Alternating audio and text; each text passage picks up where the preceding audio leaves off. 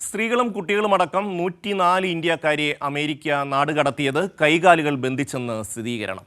US സൈനിക വിമാനത്തിൽ പഞ്ചാബിലെ അമൃത്സറിൽ ഇറക്കിവിട്ട ഇന്ത്യക്കാരാണ് ഇക്കാര്യം വെളിപ്പെടുത്തിയത്. ഇന്ത്യൻ മണ്ണിൽ വിദേശ സൈനിക വിമാനത്തിന് പ്രവേശന അനുമതി നൽകിയതും രാജ്യത്തിന്റെ പരമാധികാരം ലംഘിക്കുന്ന നടപടിയായി മാറി.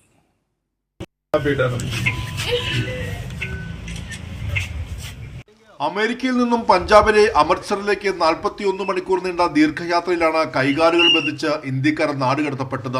കുടിയേറ്റം ആരോപിച്ചായിരുന്നു ഡൊണാൾഡ് ട്രംപ് സർക്കാരിന്റെ നടപടി. ട്രംപ് ഉറ്റതോഴനാണെന്ന പ്രധാനമന്ത്രി നരേന്ദ്രമോദി അവകാശപ്പെടുമ്പോഴാണ് സർവ്വ മനുഷ്യാവകാശങ്ങളും ലംഘിച്ച് ഇന്ത്യൻ പൗരന്മാരെ കയ്യാമം വെച്ച് നടതള്ളിയത്.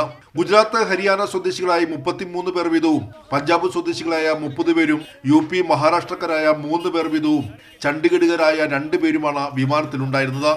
79 പുരുഷന്മാരും 25 സ്ത്രീകളും 4 വയസ്സുള്ള കുട്ടിയടക്കം 25 പേർ പ്രായപൂർത്തിയാകാത്തവരാണ്. മതിയായ ഇരിപ്പിട സൗകര്യമില്ലാത്ത വിമാനത്തിൽ ഒറ്റ ശുചിമുറി മാത്രമാണ് ഉണ്ടായിരുന്നത്.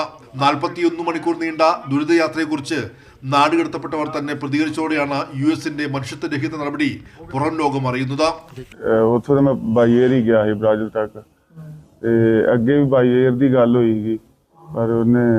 ਧੋਖਾ ਕਰ ਲਿਆ ਮੈਨੂੰ। ਤੁਹਾਨੂੰ ਕਿਵੇਂ ਪਤਾ ਲੱਗਾ ਵੀ ਇੰਡੀਆ ਭੇਜਣ ਲੱਗੇ?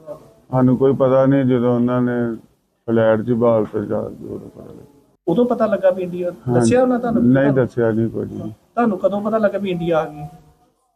ਉਹ ਜਦੋਂ ਮੰਨ ਲਓ ਵੀ ਉਹਨਾਂ ਨੇ ਸਾਨੂੰ ਪਲੇਨ 'ਚ ਬਹਾਲਤਾ ਤੇ ਥੋੜਾ ਚੱਲਣ ਤੋਂ ਬਾਅਦ ਜਦੋਂ ਅਗਲੇ ਪਾਸੇ ਸਟੇ ਹੋਈ, ਅਸੀਂ ਸੋਚਿਆ ਵੀ ਦੂਜੀ ਚੌਂਕੀ 'ਚ ਜਾਂ ਮੰਨ ਲਓ ਵੀ ਕੈਂਪ 'ਚ ਲੈ ਕੇ ਚੱਲੇ ਤੇ ਬਾਅਦ 'ਚ ਉਹਨਾਂ ਜਿਹੜਾ ਪੁਲਿਸ ਅਫਸਰ ਹੀ ਉਹਨਾਂ ਦੱਸਿਆ ਵੀ ਤੁਸੀਂ ਇੰਡੀਆ ਜਾ ਰਹੇ।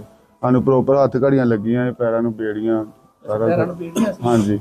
ഇന്ത്യൻ മണ്ണിൽ വിദേശ സൈനിക വിമാനത്തിന് പ്രവേശന അനുമതി നൽകിയത് രാജ്യത്തിന്റെ പരമാധികാരം ലംഘിക്കുന്ന നടപടിയായി. മെക്സിക്കോ, കൊളംബിയ തുടങ്ങിയ രാജ്യങ്ങൾ പോലും കുടിയേറ്റക്കാരുമായി വന്ന US സൈനിക വിമാനത്തിന് അനുമതി നിഷേധിച്ച് വൻ പ്രതിരോധം തീർത്ത ഘട്ടത്തിലാണ് മോദി സർക്കാർ വിനീത വിധേയരായി നിന്നത്. കൈരളി ന്യൂസ്, ദില്ലി.